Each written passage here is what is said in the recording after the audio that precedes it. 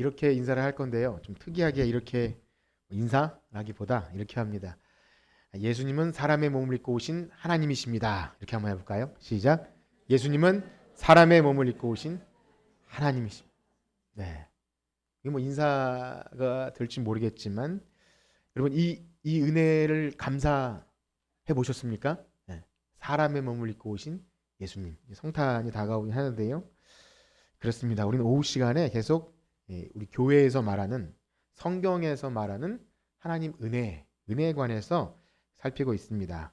그렇습니다. 이 은혜는요, 기독교 복음의 핵심이고 우리의 구원을 설명하는 것에 있어서 가장 중요한 개념입니다. 너무 좋은 건데요. 그런데 이것이 말씀드린 대로 너무 좋다 보니 흔해지고 또 자주 말하여지다 보니 교회 용어로서 그냥 좋은 것이 좋은 것, 그냥 좋게 합시다. 문제 삼지 말고 다 그냥 그렇게 합시다. 그렇게 되기도 하고요. 반대로 사람의 무엇을 더해서 은혜라고 말은 하지만 결국 나의 어떤 공로나 나의 의로움 이런 것이 좀 섞이는 그렇게 은혜를 말하기도 합니다. 그러나 우리가 성경이 말하는 이 자격 없는 인생들에게 베풀어 주시는 하나님의 그냥 한량없는 그 자비와 사랑, 그런 이 참된 의미를 알지 못하면 우리가 교회 안에서 은혜를 말해도 결국 말은 그렇게 하지만 은혜 아닌 다른 은혜, 기독교의 겉 주변을 돌면서 다른 것을 찾다가 실상 오늘 우리가 함께 인사한 사람의 몸을 입고 오신 예수님을 우리가 알 때 누리는 은혜와 그 감사는 우리 그런 건 다 아는데 잘 그게 뭐 은혜인가요? 라고 혹 무미건조하게 반응할 수도 있다는 것입니다. 그러므로 이 오후 시간에 우리가 이 놀라운 은혜에 관해 하나하나 살필 때 과연 우리는 정말 성경에서 가장 대표적으로 말하는 은혜에 관해 어떻게 반응하고 그것에 대해 우리가 얼마큼 놀라고 있는지. 우리 교회는 리액션이 아주 좋은 집사님이었는데 같이 영화 보거나 뭘 이렇게 특별한 상황 마주하면 얼마나 깜짝 놀래주고 그러는지 몰라요. 참 감사한 분인데요. 깜짝 놀라고 정말 그런 일이 막 이렇게 반응하는 것. 우리가 그 정말 은혜에 관해 그렇게 반응하고 감사해야 하는지를 좀 살펴보기 원합니다. 그렇습니다. 지난 시간에는요, 우리 하나님의 은혜 가운데 우리를 죄인을 의롭게 하시는 그 은혜에 관해서 살폈는데요. 오늘은 그렇게 우리를 죄의 문제를 해결해 주시고 의롭게 하시기 위해서 예수님이 무슨 일을 하셨냐면 바로 하나님이신데 그분이 사람의 몸을 입고 이 땅에 오셨다는 것입니다. 그것을 우리는 성육신이라고 말하죠. 성육신. 그것이 얼마나 우리가 정말 우리 인간의 이해로, 우리 경험으로는 사실 이해할 수 없는 건데 성경은 그것을 우리가 가장 감사하고 충격받아야 할 것을 바로 이 성육신의 은혜라고 말합니다. 그렇습니다. 오늘 우리가 함께 살핀 이 고린도후서 말씀은요. 부요하신 하나님의 아들 예수 그리스도께서 스스로 가난하게 되심으로 우리를 부요하게 하셨다. 이런 말씀을 해주시는데요. 우리 고린도후서 8장 9절을 한번 읽어보겠습니다. 고린도후서 8장 9절 다 같이 읽어봅시다. 시작. 우리 주 예수 그리스도의 은혜를 너희가 부요하신 이로써 너희를 위하여 가난하게 되심은 그의 가난함으로 말미암아 너희를 부요하게 하려 하심이라. 아멘. 바울이 이 말씀을 하게 된 배경은 우리가 이제 요 9절 말씀을 이해하기에 앞서서 바울이 지금 이 말을 하게 된 배경이 뭐냐면 고린도 교회에 어떤 그 헌금에 관한 얘기를 하다가 지금 이 얘기를 하고 있는 것입니다. 그래서 2절과 3절에 보면 우리가 성경책을 여러 번 피고 계시다면 2절과 3절에 보면 마게도냐 교회에 주신 은혜를 알리는데 그 은혜를 말할 때 어떻게 말하면 환난의 많은 시련 가운데서 그들의 넘치는 기쁨과 극심한 가난이 풍성한 연보를 넘치도록 하게 하였다. 연보는 헌금이죠. 그런데 그들이 부자라서가 아니라 환난의 많은 시련 가운데 더 넘치는 기쁨과 오히려 가난한데 연보가 넘치게 했다. 그리고 3절에 보면 그들이 힘대로 할 뿐 아니라 힘에 지나도록 자원하여. 우리는 이 본문을 좀 이렇게 헌금을 강조하기 위해 좀 사용되지 않나? 뭐 그건 아니지만 그렇지 않아도 살짝 부담을 느끼기도 합니다. 이 힘에 지나도록 자원하여.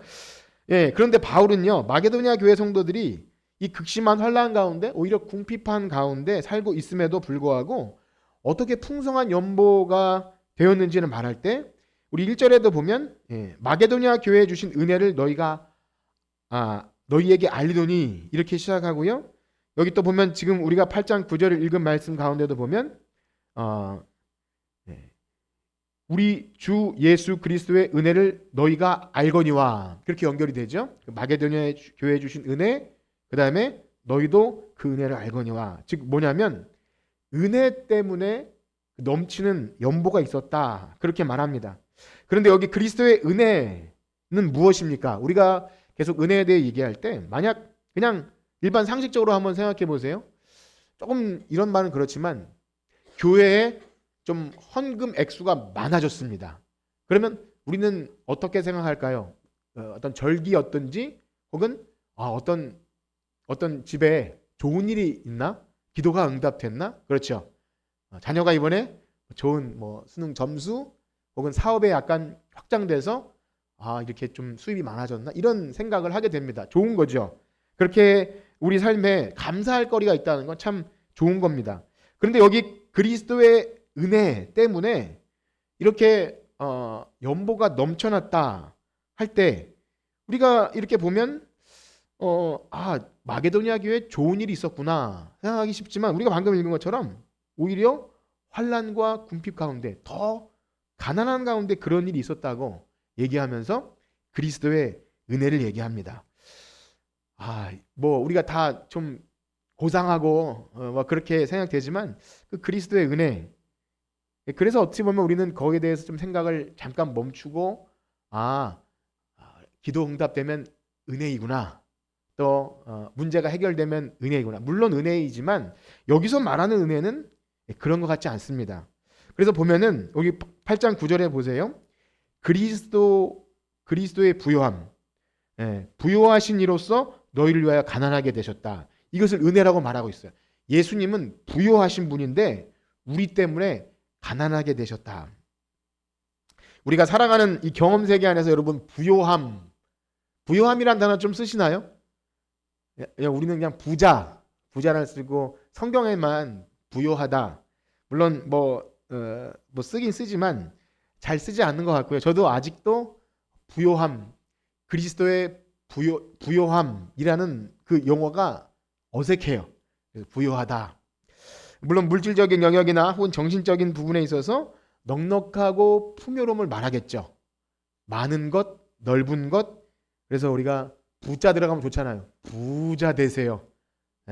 부는 아니지만 복 받으세요. 좀 넓은 집, 풍부한 음식.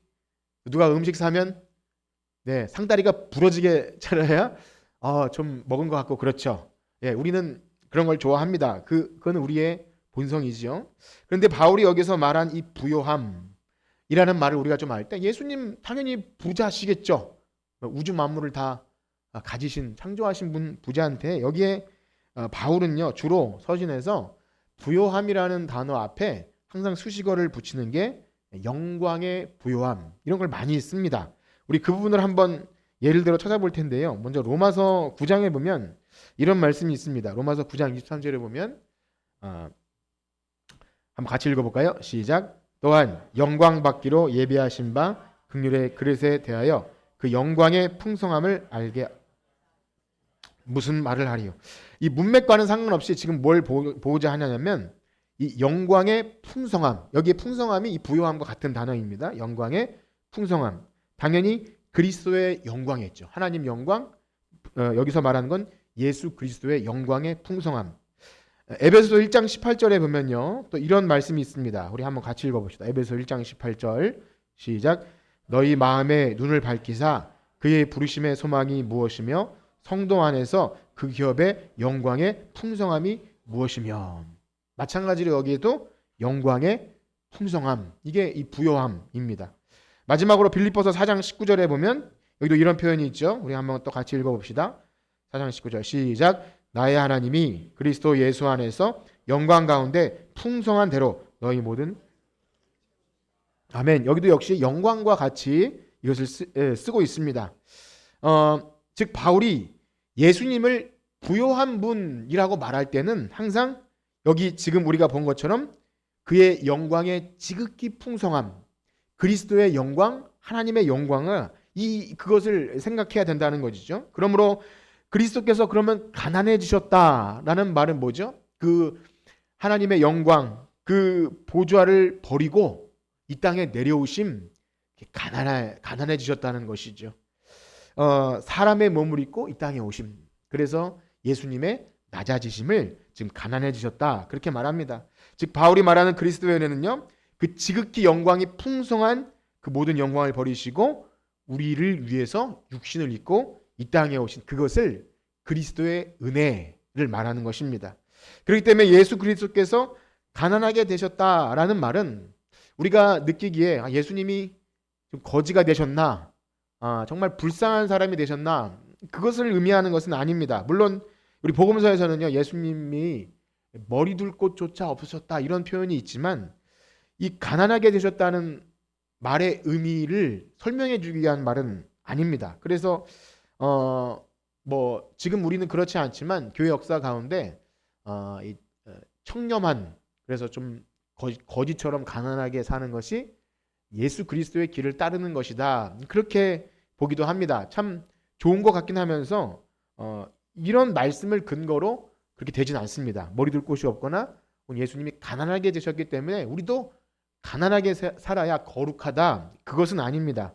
왜 그렇습니까? 사실상 이 땅에 예수님이 물론 목수의 아들로 가난하게 사셨지만 예수님보다 더 가난한 극빈층이 그때 있었을까요? 없었을까요?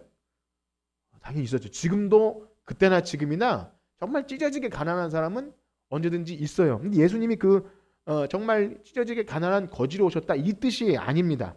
그래서 예수님께서 부요하신 예수님이 가난하게 되셨다는 말은 정말 우리가 다 측량할 수 없는 그리스도의 그 영광의 풍성함을 다 버리고 이 땅에 사람의 몸을 입고 오신 연약한 우리와 같은 참 추위와 더위와 모든 감정과 이런 모든 것을 시공간의 제약을 받는 이런 모습으로 오셨다는 것이죠. 어떻습니까? 여러분, 그리스도께서 가셨던 영광의 풍성함에 대해서 좀 생각을 해보셨습니까? 우리가 신앙생활하는 가운데 예수님은 부요하신 분이야. 아주 뭐랄까요? 좀 그냥 큰 틀에서 당연히 하나님이신데 생각하겠지만 예수님이 버리신 그것이 무엇일까에 대한 생각이 좀 있어야 그래도 가난하게 되셨다는 것이 우리의 그 반응. 야, 어떻게 그럴 수 있을까? 이런 반응이 나오죠. 우리 그 부분에 대해서 이 바울은 그리스도의 영광의 풍성함을 골로새서에서 좀 많이 표현했는데요. 우리 한번 그 부분을 읽어보겠습니다. 골로새서 1장 15절에서 17절입니다. 신약 성경 골로새서 1장 15절에서 17절입니다. 우리 다 같이 한번 읽도록 하겠습니다. 시작. 그는 보이지 아니하는 하나님의 형상이요 만물이 그에게서 창조되되 하늘과 땅에서 보이는 것들과 보이지 않는 것들과 혹은 왕권들이나 주권들이나 통치자들이나 권세들이나 만물이 다 그로 말미암고 그를 위하여 창조되었고 또한 그가 만물보다 먼저 계시고 만물이 그 안에 함께 섰느니라. 아멘. 우리가 이 말씀을 아주 자주는 아니더라도 보셨을 거예요. 보이지 아니하는 하나님의 형상, 모든 피조물보다 먼저 나신 이다. 우리가 예수님을 기억할 때 우리 교회 오래 다니신 분은 아시겠지만 예수님이 사람의 몸을 입고 오셨기 때문에 이 우주 만물이 창조될 때 예수님이 그 옆에서 함께, 예수님이 창조의 주체라는 사실을 잘 알지 못합니다. 2000년 전에 오신 그때 생겨난 분이라고 말하는 사람도 있고요. 그런데 여기 지금 말씀에 읽어보면 만물이 그에게 창조되되 예수님에게 창조되고 하늘과 땅에 보이는 것들과 보이지 않는 모든 것들, 왕권, 주권, 통치자들, 권세들이 다 그로 말미암고 또 누구를 위하여 창조됩니까? 그를 위하여, 예수님을 위해 창조된 거예요. 모든 것이 다 예수님을 위해 만들어진 거예요. 여러분, 우리가 지금 지구상에 살면서 조금만 뭔가 땅덩어리가 있고 이 좀 뭔가 크면 굉장히 좋잖아요. 으쓱하고 그렇잖아요. 근데 지구는 우주에 비하면 먼지만도 못한 작은 것 아닙니까? 그런데 우리가 보는 우리가 살면서 사실 그때도 말씀드렸지만 대한민국을 벗어나지 못하고 이렇게 살지만 온 지구와 우주와 모든 별들과 이 모든 것들이 다 그리스도께서 창조하시고 그를 위해 창조되었고 지금도 그 안에 함께 섰느니라. 지금도 다스리고 계시는 거예요. 예수 그리스도께서. 그 영광의 부요함, 풍성함을 이 바울은 골로새서에서 이렇게 표현합니다. 그 인간이 언어로 표현할 수 있는 거죠. 물론 이렇게 해도 우리가 우리의 머릿속으로 그걸 다 담아내기는 어려울 것입니다. 그런데 이 만물보다 먼저 계시고 만물을 창조하신 그 영광을 받으시기 합당하신 분이 우리를 부요하게 하시려고, 우리를 그 영광스럽게 하시려고 자신의 영광을 버리셨다는 거예요. 우리가 뭘 좀 버려도 얼마나 아깝습니다. 좀 하찮은 쓰레기 같은 것도 잘 버리지 못하는 우리들인데 엄청난 거, 우리가 상상할 수도 없는 거를 우리를 위해 버리셨다는 거예요. 예수님께서. 사실 우리 눈에 보이는 것이 전부인 사람들이기 때문에 이것을 깨닫기란 너무 어렵습니다. 정말로 성령의 놀라운 역사가 아니고는 우리가 이 감각조차 할 수 없는 것이 성육신이고 예수님이 버리신 그 영광의 부요함입니다. 그래서 성경은요, 그 보이지 않는 영적인 세계에 관해서 때때로 성령의 영감을 받는 사람들에게 계시와 환상을 보여주시는데요. 거의 대부분의 계시와 환상은 바로 예수 그리스도를 보여주기 위해서 자신의 종들에게 하나님께서 그렇게 하십니다. 그래서 하나님의 아들 예수 그리스도께서 얼마나 영광스럽고 부요하신 분이신지를 구약이나 신약이나 계시하시는데요. 우리 한 군데만 찾아서 읽도록 하겠습니다. 구약 성경 다니엘서 말씀인데요. 다니엘 7장 13절 우리 14절 우리 한번 같이 큰 목소리로 한번 읽어봅시다. 시작. 내가 또 밤 환상 중에 보니 인자 같은 이가 하늘 구름을 타고 와서 옛적부터 항상 계신 이에게 나아가 그 앞으로 인도되매 그에게 권세와 영광과 나라를 주고 모든 백성과 나라들과 모든 언어를 말하는 모든 자들이 그를 섬기게 하였으니 그의 권세는 소멸되지 아니하는 영원한 권세요 그의 나라는 멸망하지 아니할 것이니라. 아멘. 우리는 이런 영광과 권세와 존귀와 이걸 약간 상투적인 추상어로 말할지 몰라도 이때는 이렇게밖에 표현할 수 없는 거예요. 다니엘이 그 세계를 지배하던 대바벨론 제국의 그 황제 밑에서 세계를 막 쥐락펴락하는 권력자 밑에서 그가 세계를 지배하는 줄 알았더니 하나님께서 다니엘에게 아니다. 진짜 이 세계를 지배하고 다스리는 분은 인자 같으니, 여기 7장 14절에 인자 같은 이가 하늘 구름을 타고 오는 그 환상은 이제 오실 메시아를 예표하는 건데 그는 연세와 영광과 나라를 주고 소멸되지 않는 영원한 나라를, 그의 나라는 멸망하지 아니할 것이다. 그렇게 말씀하십니다. 아무리 큰 대제국도요, 바벨론이나 그 이후 아수르, 또 뭐 로마, 그다음에 알렉산더 대왕, 뭐 나폴레옹, 뭐 징기스칸, 엄청난 대제국을 점령한 사람도 그 나라는 몇 년 못 가요. 그 사람이 죽어요. 엄청난 권력이 있어도 영원한 나라는 없습니다. 다 소멸되고 멸망하지만 뭐라 그러죠? 예수 그리스도가 왕으로 있는 영원한 나라는 결코 쇠하지 않는, 그 멸망하지 않는 것을 다니엘에게 확신을 주신 거예요. 그래서 그것으로 예수 그리스도를 예표함과 동시에 하나님은 반드시 말씀대로 고국으로 돌아간다. 그래서 구약 성경에 뭔가 언약의 성취는 언제나 그 당시에 일어날 일과 동시에 멀리 예수 그리스도를 항상 예표함을 알 수 있습니다. 신약 성경도 마찬가지인데요. 신약 성경에서 계시와 환상을 제일 많이 본 사람이 누굴까요? 다니엘은 구약 성경이고 이제 요한이겠죠. 우리 요한계시록 말씀을 한번 보겠습니다. 요한계시록 5장 11절과 12절입니다. 다 같이 읽어봅시다. 시작. 내가 또 보고 들음에 보좌와 생물들과 장로들을 둘러선 많은 천사의 음성이 있으니 그 수가 만만이요 천천이라. 그 음성으로 이르되 죽임을 당하신 어린 양은 능력과 부와 지혜와 힘과 존귀와 영광과 찬송을 받으시기에 합당하도다 하더라. 계시록에는 이 찬송 가사가 되게 많이 나오는데 여기 5장만 읽었는데요. 여기 보니까 뭐라고 표현할 수 없는 생물, 보좌와 생물과 장로들과 수많은 천사와 음성이 수가 만만이요 천천이라 모든 피조물을 표현하겠죠. 그들이 다 하는 게 죽임당하신 어린 양 예수님을 찬송하는데 그걸 어떻게 하냐면 능력과 부와 지혜와 힘과 존귀와 인간이 표현할 수 있는 모든 고귀한 것들은 다 갖다 붙인 거예요. 예수님이 돈이 많으셨겠습니까? 아니면 여러분이 좋아하는 그래서 우리가 천국을 얘기할 때 표현하는 것이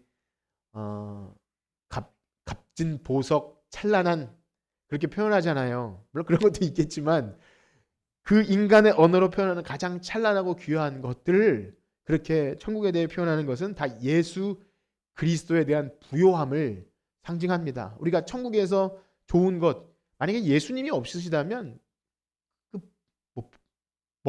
먹을 수도 없는 보석 덩어리 뭐 하겠습니까? 천국이 휘황찬란한 어떤 거대한 맨션이라고 해도 예수 그리스도의 부요함 그가 거기 계시지 않으면 우리는 사실 천국을 얘기한다는 것이 막연한 세상 종교에서 말하는 극락 파르다이스일 수밖에 없는 것입니다. 그래서 우리는 천국을 사모하고 하나님 나라를 사모할 때 이 예수 그리스도의 부요함, 이 영광이 어떤 것인지를 참 평생 예수도 알기 원하네. 크고도 넓은 지혜와 그 대속해 주신 사랑을 간절히 알기 원하네. 내 평생의 소원, 내 평생의 소원 대속해 주신 사랑을 간절히 알기 원하네. 여러분 예수님을 더 깊이 알기 원하십니까? 그런 자들이 기독교 신자예요. 예수님의 부요함. 도대체 주님이 나를 위해 버리신 그 부요함이 뭘까를 좀 우리가 알기 원합니다. 성령님 좀 더 알게 해주세요.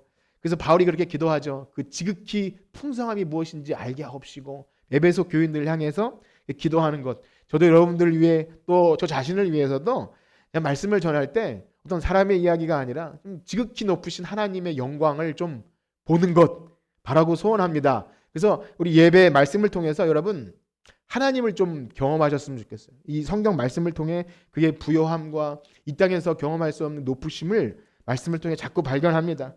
그렇습니다. 정말 근데 이해할 수 없는 것은 우리가 요한계시록 읽은 것처럼 세상 권력자는요. 그 나라와 권세를 유지하는 방법은 한 가지밖에 없어요. 그것을 유지하기 위해서 자기가 가진 권세를 어떻게 사용합니까? 그것을 폭력이나 공권력을 다 동원해서 계속 유지하려고 그러죠. 유신을 해서 법을 바꾸던 아니면 쿠데타를 일으키던 어떻게 해서 유지하기 위해서 불로장생약을 먹으면서 어쨌든 길게 늘리고 뭔가 반대하는 세력이 있으면 어떻게 합니까? 모든 공권력을 다 동원해서 언론과 모든 걸 다 통제해서 잠잠하게 하죠. 그리고 그를 높입니다. 뉴스가 시작되면 예전에 그런 게 있죠. 왜 땡 하면 9시 땡 하면 땡 전 뉴스라 그래가지고 모든 언론과 모든 걸 장악해서 그 권력을 유지하기 위해서 해요. 근데 안 되죠. 인간은 권력과 모든 것은 폭력과 힘은 유지될 수 없어요. 그런데요. 측량할 수 없는 그 큰 영광을 가지신 주님이 죽임당하신 어린 양 그것을 내려놓다 못해 스스로를 죽음의 자리에 내놓는다는 것은 우리의 머리로는 상상조차 할 수 없어요. 이것이 왜 그렇게 하셨냐면 우리를 부요하기 위해서.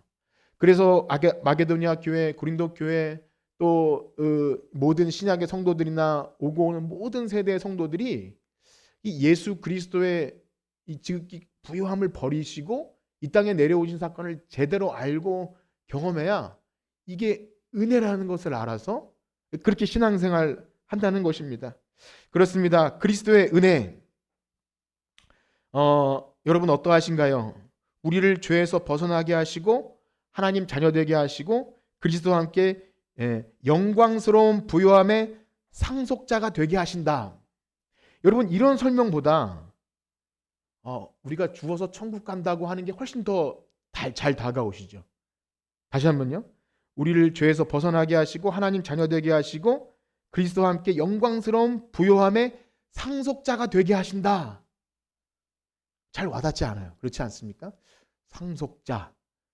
성경은 그렇게 옛날에는 후사라는 표현을 썼는데 그리스도의 그 부요한 영광을 우리도 같이 누리게 하신다. 이게 하나님 나라이고 천국인데 잘 우리는 그 영광에 대해서 잘 알지 못하기 때문에 그게 얼마나 귀하다는 것을 모르죠. 모르는 게 맞습니다.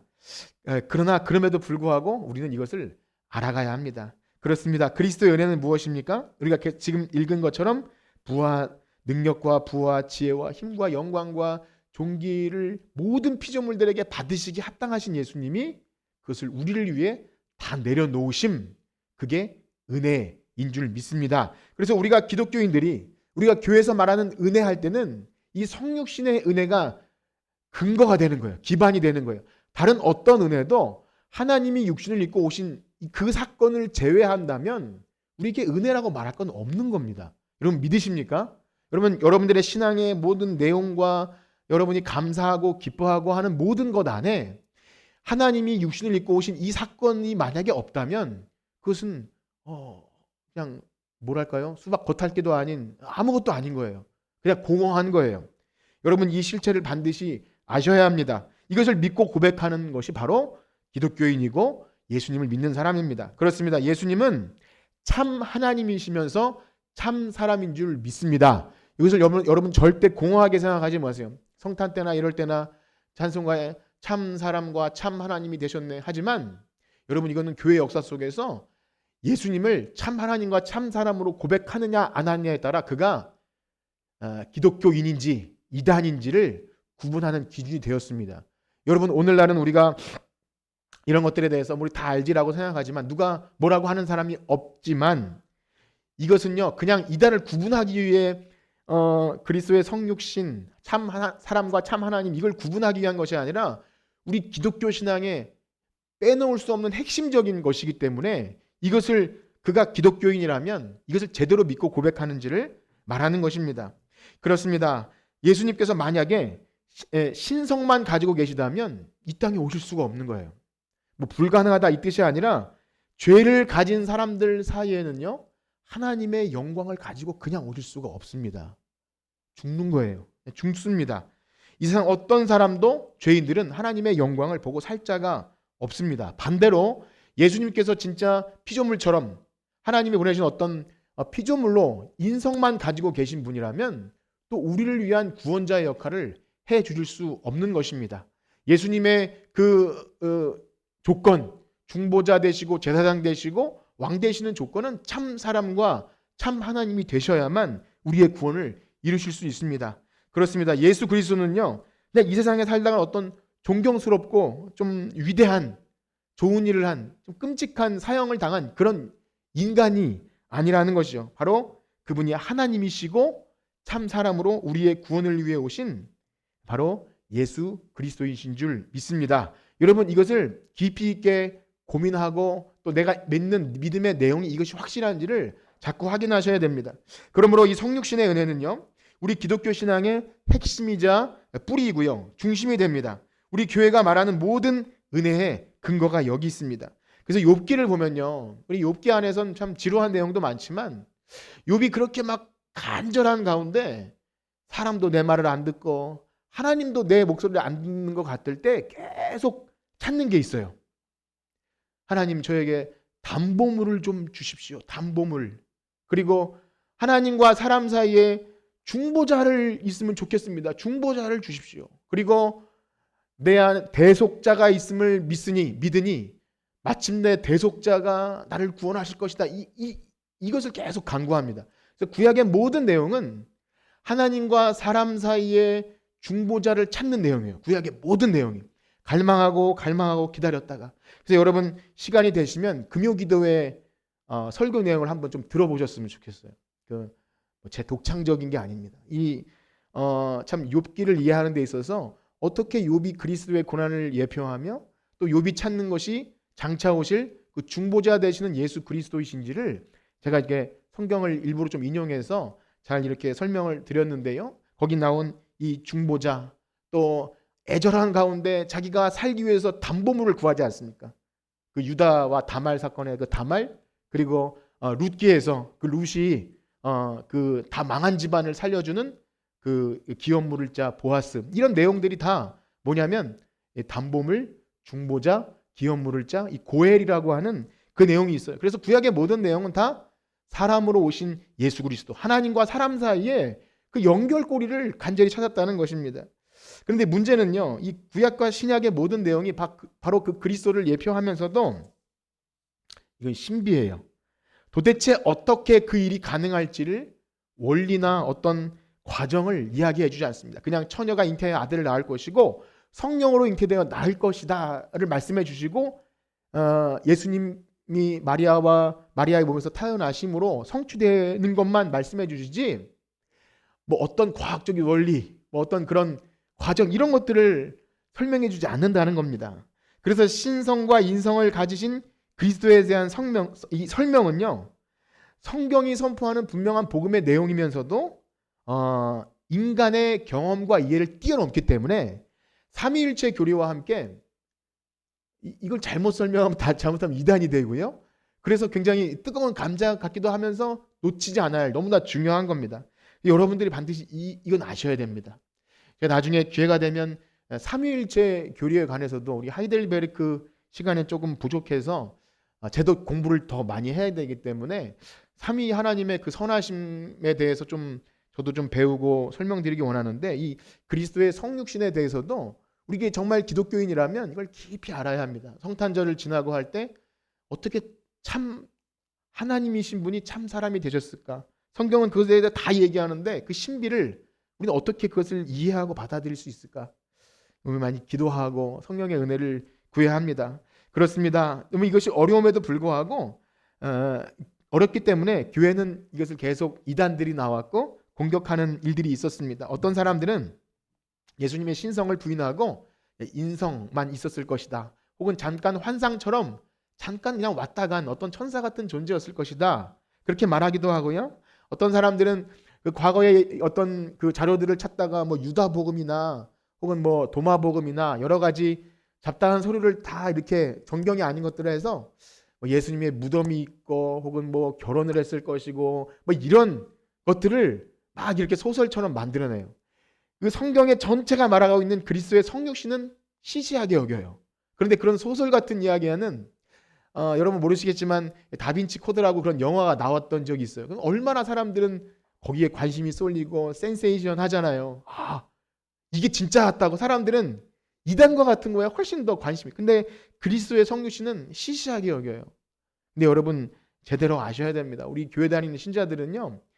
모든 신성이 육체로 거하시는 예수님이 과연 어떻게 우리의 구원을 이루셨는지를 자꾸 알기를 원하고 소원하시기를 여러분 축복합니다. 그렇습니다. 놀라운 사실은 오늘날 예수 믿는 사람 중에도 이 진리에 대한 명확한 이해나 확신이 없어도 충분하다고 그렇게 말하는 사람도 있고요. 그러다 보니 이단에도 많이 빠집니다.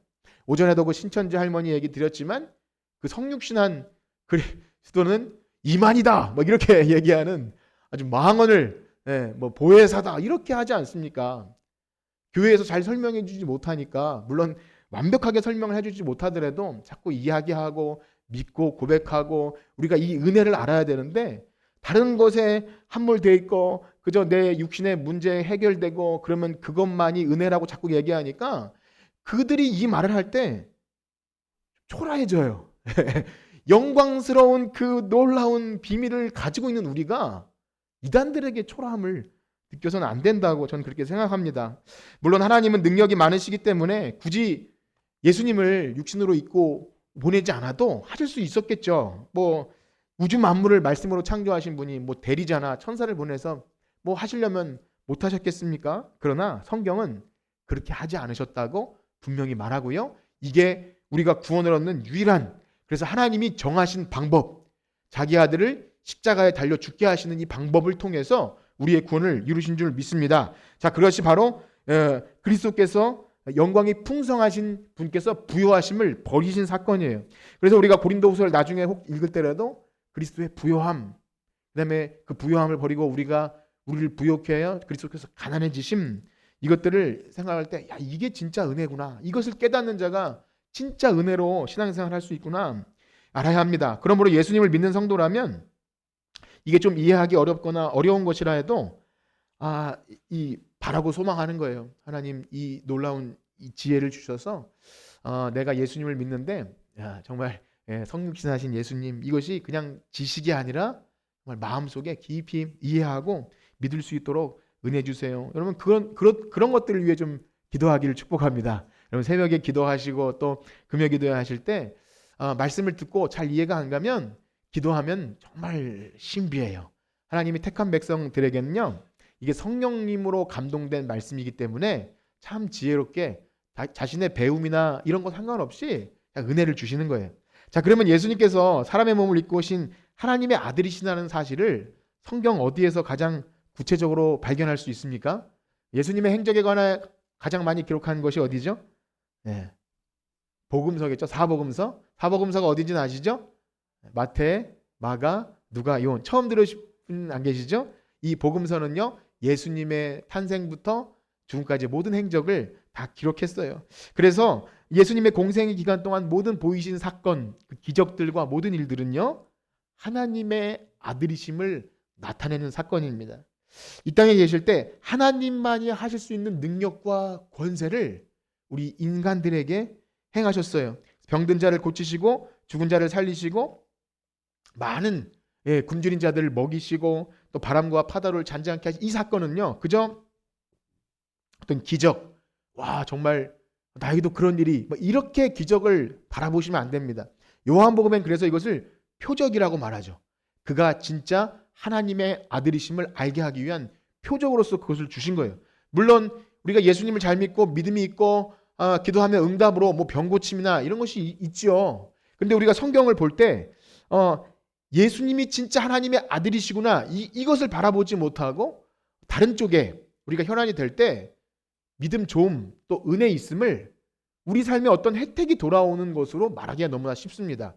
근데 아까도 말씀드린 대로 구약과 신약의 모든 환상과 계시 그리고 사복음서가 보여주는 예수님의 모든 행적은 다 그가 하나님의 아들이시며 참 하나님과 참 사람이심을 보여주는 분명한 증거라는 것을 여러분 믿으시길 축복합니다. 여러분 그래서 예수님께서 이 땅에 다니시면서 많은 그 하나님이시지만 그 연약한 인생들을 향해 연약함과 죄악됨과 인생의 질고를 아셔서 때로는 우시기도 하시면서 목자 잃은 양처럼 방황하는 그들을 안타까워하시는 그 모습들, 혹시 우리는 교회에 오래 다녔기 때문에 그런 예수님을 당연스레 받아들일 수 있을지 모르지만 여러분 죄를 가진 인생은 결코 하나님을 볼 수 없어요. 하나님을 볼 수 없는데 예수님이 오셔서 우리 인생 속에 들어오셔서 거기서 사셨던 거죠. 사시면서 임마누엘 하나님이 우리와 함께 하시는 그 증거를 예수님의 몸으로 모든 하나님의 신성이 육체 속에 거하시는 방법으로 이 땅에 오신 것입니다. 만약 하나님의 영광스러움을 그대로 드러내면 사람은 죽는 거죠. 우리 기억하십니까? 구약 성경에서 모세가 하나님을 굉장히 보기 원했잖아요. 그래서 하나님을 좀 보여주십시오. 그때 하나님이 어떻게 하시죠? 모세를 그래도 좀 사랑하셨는지 바위 뒤에 숨겨놓으시고 지나가시면서 뒷모습이 진짜 우리의 뒤통수는 아니겠죠? 어쨌든 아주 희미한 끝 언저리만 봤는데도 모세가 산에서 내려올 때 사람들이 어떻게 합니까? 그 얼굴의 광채 때문에 수건을 좀 가려달라고 그렇게 가시적으로도 하나님의 영광의 광채가 모세를 잠깐 그러니 그 영광의 본체이신 예수 그리스도께서 사람의 몸을 입고 오지 않은 이 땅에 오셨다면 그냥 폭탄이죠. 완전히 죄인들은 그 영광의 빛 앞에서 죽는 것, 죽음으로 표현하는 것입니다. 그렇기 때문에 우리가 예수님이 이 땅에 육신으로 오심을 이렇게 참 구약의 사건과 비교해서 이렇게 생각할 수 있는 거죠. 그런데요, 하나님이 모세 앞을 지나가시면서 자신을 어떻게 계시하시죠? 우리 주일학교 아이들은 그 유절을 다 읽는데 하나님께서 반포하시며 이르시되 뭐라 그러죠? 은혜롭고 자비롭고 노하기를 더디하시고 알고 계시죠? 인애와 긍휼이 풍성하신 하나님 나는 여호와라 은혜롭고 자비롭고 노하기를 더디하신 그래서 예수님께서 이 땅에 계실 때 그 하나님의 모든 뜻을 드러내신 거예요. 예수님께서 이 땅에 계시면서는요 가장 인자와 자비의 모습으로 어린아이를 사랑하시고요. 그다음에 그 사마리아 여인 아무도 상종하지 않은 사마리아 여인 또 가늠한 여인 그들을 사랑으로 이렇게 받아주신 거죠. 모든 사람을 정죄하고 미워하고 싫어하는 사람을 하나님의 사랑으로 안아주심 병자와 죄인들을 품어주시고 목자 잃은 양처럼 유리방황하는 사람들 안타깝게 여기서 우시죠. 예수님이 우시고 그랬다는 것을 우리가 정말 귀하게 여기셔야 합니다.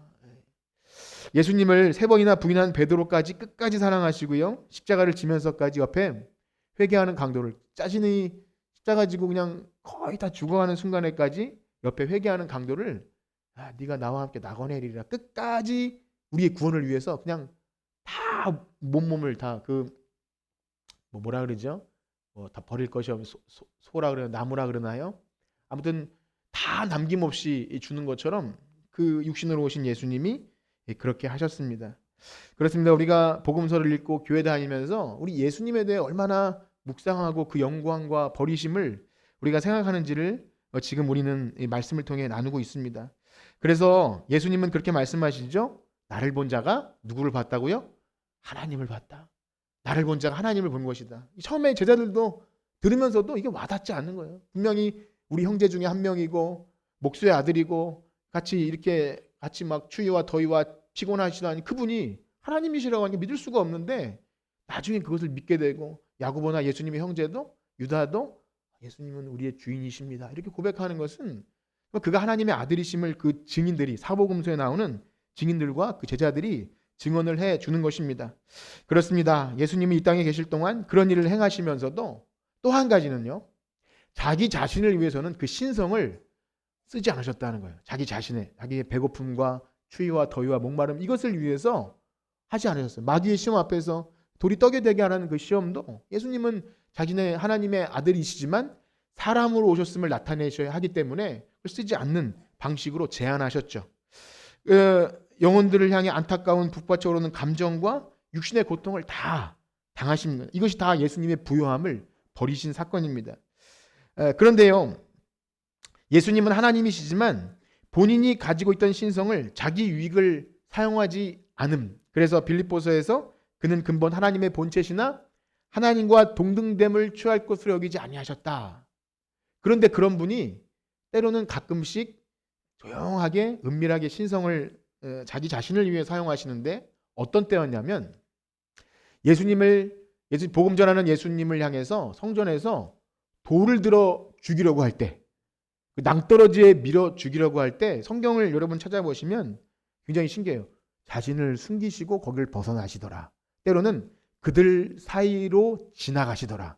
이게 어떤 표현인지 정말 신기하죠. 그 폭도들 가운데 둘러싸여서 낭떠러지로 밀어 떨어지는 순간에 지나가시더라. 이렇게 표현합니다. 신성이죠. 하나님께서 하실 수 있는 일. 근데 이것을 왜 사용하십니까? 아직 때가 이르지 않았어요. 우리의 구원을 위한 십자가에서 죽을 때가 되지 않았기 때문에 그때 지연시키시는 것을 위해서 그 하나님의 신성을 조용히 발휘하십니다. 그러나 때가 되면 어떻게 합니까? 겟셋마네 동산에서 기도를 마치시고 자기를 잡으러 온 로마 군병들과 그 가룟 유다 앞에서는요. 내가 나사렛 예수다. 나를 잡아가라. 12형이 더 되는 천사를 동원해서 물리칠 수도 있고 베드로가 앞에서 칼 들고 막 설치지 않습니까? 근데 베드로도 물러가라. 나를 잡아가도록 내주시죠. 그러므로 그 모든 걸 다 포기함이 거기 나타납니다. 당당하게 나사렛 예수다. 예수께서는 잡히시고 대제사장 가야바 앞에서 온갖 모형과 희록을 다 당하시고 그리고 어디로 끌려갑니까? 우리가 사도신경 할 때 항상 나오는 그 빌라도 총독 앞에 끌려가서는 참 신기한 얘기를 하는데요. 빌라도가 이런 말을 합니다. 내가 너를 놓을 권한도 있고 십자가에 못 박을 권한도 있는 줄 알지 못하느냐. 그래서 권한이라는 말이 반복되는데요. 우리 한번 그 부분을 읽어보겠습니다. 이제 여러분 이제 뭐 거의 다 끝나갑니다. 요한복음 19장 10절에서 11절입니다. 시작. 빌라도가 이르되 내게 말하지 아니하느냐 내가 너를 놓을 권한도 있고 십자가에 못 박을 권한도 있는 줄 알지 못하느냐. 예수께서 대답하시되 위에서 주지 아니하셨더라면 나를 해할 권한이 없었으리니 그러므로 나를 내게 넘겨준 자의 죄는 더 크다. 아멘. 여기서 권한 이야기가 나오죠. 예수님이 가지신 모든 부요함, 권한으로 따지자면 하나님이 허락하지 않으면 예수님이 내어주실 수가 없는 거예요. 이 땅에 오심부터 시작해서 그 폭도들에게 모진 고난과 핍박과 조롱을 당하심도 권한을 내려놓으셨기 때문에 되었다는 것을 빌라도 앞에서 정확히 얘기하고 있습니다. 그렇습니다. 예수님은 본인이 가지신 그 영광의 부요함, 그 모든 권세와 권한을 우리의 구원을 위해서 다 내려놓으신 거예요. 예수님이시니까 그 정도는 혹시 우리가 당연하게 여기십니까? 한번 생각해 보세요. 우리가 조금만 억울한 일 당하고 내 권리가 침해당하면 가만히 못 있어요.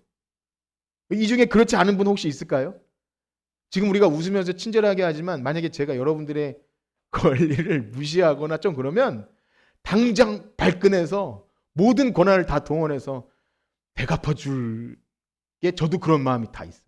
억울하죠. 억울하고 이런 것 앞에 우리는 견딜 수가 없습니다. 여러분 안 그러신가요? 파르르 떨어요. 난 내 말은 그 의도가 아닌데 뭐 그렇습니다. 우리는 절대 그런 만약에 조금이라도 권세가 있으면 아주 그냥 짓밟아 놓을 수도 있어요. 권세가 없어서 그렇지. 그래서 세상에서 뒷배가 있는 사람들 어떻게 합니까? 막 뒤에 엄청난 뭐 국회의원, 판사, 검사 있는 사람은 아주 죽여놓잖아요. 예. 그게 세상 사람들이고 본성이에요. 우리에게 엄청난 권세가 없어서 그렇지 뭐라도 있으면 내가 세상에 좀만 잘 나가면 내가 여기서 이런 걸 당할 것 같아 라고 말하는 게 우리입니다. 우리 자신을 봤을 때 보통 권세도 아니고 그 엄청난 부요함을 다 내려놓으신 예수님을 우리가 생각하면 이게 우리가 은혜라고 표현하기도 이 표현 자체도 부족할 만큼 놀라운 것이죠. 그렇습니다. 우린 누구나 무고한 나를 억울하게 한 사람에게 어떻게 해서라도 갚아주려고 하는 본성과 욕구가 있습니다. 예, 그렇습니다. 그런 우리들을 위해서 우리들을 위해서 예수님이 다 내려놓으심. 그리고 마침내 예수님의 가장 가난해진 모습은 십자가 위에서 나타나시죠. 십자가 위에서 가장 극명합니다. 우리의 죄와 죄로 인한 모든 형벌을 예수님이 가져가셔요. 그 어린 양털 깎는 자 앞에서 도살자 앞에 양처럼 말없이 우리의 죄를 짊어지시고 예수님이 죽으십니다.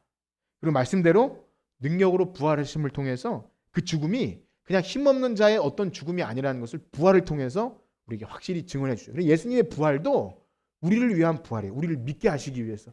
내가 힘없어서 그냥 죽은 게 아니라 너희들을 위해 이 땅에 왔고 모든 권세를 다 내려놓고 그리고 죄와 사망의 권세를 이기는 부활 그렇게 했다라고 보여주는 게 바로 성경 말씀입니다. 그렇습니다. 하나님은 못하시는 것이 없는 분이죠. 그런데 만약에 하나님이 제일 힘든 것이 있다면 자신의 아들을 사람의 몸을 입고 이 땅에 내려보내시고 죽는 사건은 정말 힘든 사건이셨을 것입니다. 그러나 그 방법이 아니면 안 되었기에 우리에게 그렇게 하신 것입니다. 그래서 성경 전체는요, 이 하나님이 육신을 입고 오신 사람으로 오신 사건을 마침내 요한복음에는 그것을 어떻게 표현합니까? 굉장히 영광스러운 말씀인데요. 우리 한번 읽어봅시다. 요한복음 1장 14절입니다. 요한복음 1장 14절.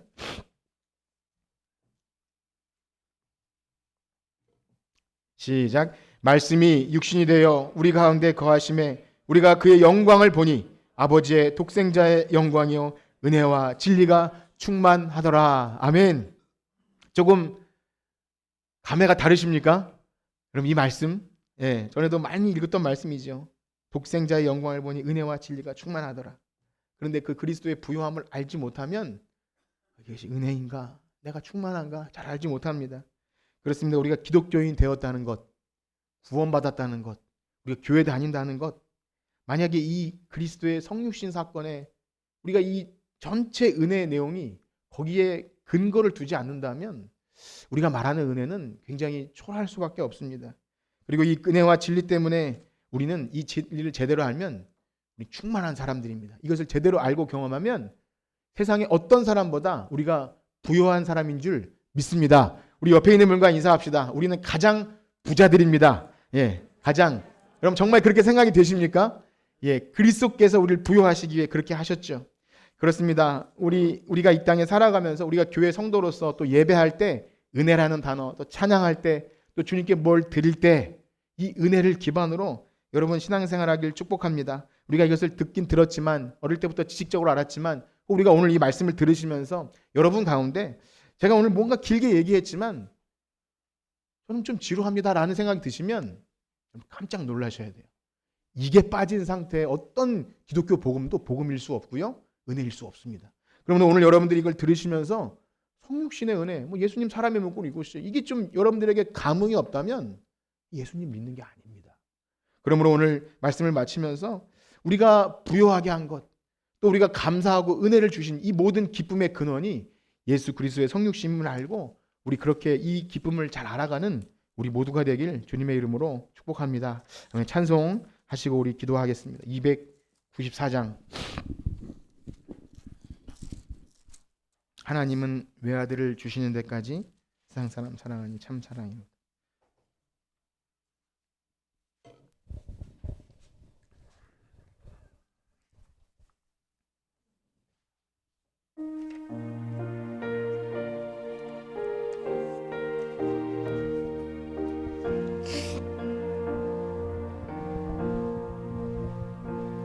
하나님은 외아들을 주시는 데까지 세상 사람 사랑하니 참 사랑이로다. 하나님은 사랑이라 죄악에 빠졌던 우리까지 사랑하니 참 사랑 아닌가. 하나님을 배반하고 멀리 떠난 우리 원수같이 대적하나 사랑하여 주네. 하나님은 사랑이라. 하나님은 사랑이라 죄악에 빠졌던 우리까지 사랑하니 참 사랑 아닌가. 세상 죄를 사하시려 우리 주 대신 성자 예수 십자가에 고난 받으셨네. 하나님은 사랑이라 죄악에 빠졌던 우리까지 사랑하니 참 사랑 아닌가. 이 사랑에 감사하여 곧 주께 나오라. 고난 영혼 주께 맡겨 구원을 얻으라. 아멘. 하나님은 사랑이라 죄악에 빠졌던 우리까지 사랑하니 참 사랑 아닌가. 아멘. 우리 들으신 말씀 가지고 한번 합심해서 기도합시다. 우리가 교회 다니고 구원을 받고 예수님을 믿는다고 하지만 이 땅에 사람의 몸을 입고 오신 예수님의 그 모든 부요하심과 또 낮아지심, 그 은혜에 대해서 가장 감격하고 그것 때문에 우리가 살아간다고 할 수 없다면 우리는 기독교의 변두리에서 다른 은혜만 구하며 살았던 것은 아닌지를 우리 자신을 돌아봐야 합니다. 하나님, 우리가 이 땅에 살아가는 동안 그 성육신의 은혜, 하나님 아들이 모든 부요함을 다 버리고 이 땅에 오신 그 은혜가 우리를 살게 합니다. 그것이 우리의 위로가 되고 만족이 되고 소망이 되며 영원한 기쁨이 됩니다. 우리에게 그러한 은혜로 살아가게 하여 주시옵소서. 다 같이 기도합니다. 하나님 아버지, 우리가 예수님을 믿고 하나님을 사랑한다고 고백하지만 성경에 계시된 그 예수 그리스도의 부요함과 모든 존귀와 영광과 찬송을 받으시기에 합당하신 그 찬송을 우리의 찬송이 되는지 다시 한번 고백합니다. 우리가 무엇을 기대하고 무엇을 바라며 살아갑니까? 내 인생의 문제와 내 앞에 펼쳐진 여러 가지 고민거리 앞에 그것을 해결해 주셔야 하나님 은혜 주시는 것이라고 은혜를 다른 것으로 바꿔버리진 않습니까? 물론 하나님은 우리의 삶의 어려운 문제도 해결해 주시지만 우리의 가장 근본적인 죄의 문제와 우리에게 영원한 하나님 나라를 주시는 그 예수 그리스도의 사람의 몸을 입고 오신 역사적인 사건을 우리에게 베푸신 그 사랑을 모른다면 우리는 하나님을 알지도 못하고 하나님의 사랑을 알 수도 없고 그리스도의 은혜를 알지 못하는 사람입니다. 하나님, 우리가 이 땅에 주님의 백성으로 그리스도인 되었다고 하는 것, 그 성육신의 은혜를 우리의 최고의 은혜로 알게 하여 주시옵소서. 이 땅을 살아갈 때 힘들고 어려운 역경 안에서도 우리가 기뻐할 수 있는 것, 환난과 궁핍과 하나님 지극한 가난 가운데도 감사의 열매가 넘쳐날 수 있는 것은 오직 우리에게 주신 그리스도의 낮아지신 은혜임을 믿고 고백할 수 있는 우리 성천교회 성도들 다 되게 하여 주시옵소서. 아멘. 이제는 우리 주 예수 그리스도의 은혜와 하나님의 무한하신 사랑하심과 성령님의 감화 감동 위로 교통하심이 이 세상의 그 무엇과도 바꿀 수 없는 하나님의 아들이 이 땅에 사람의 몸을 입고 오셨다는 그 진리의 말씀을 붙들고 이 땅을 살아갈 성천교회 성도들 머리 위에 이제로부터 영원토록 함께 있을지어다. 아멘.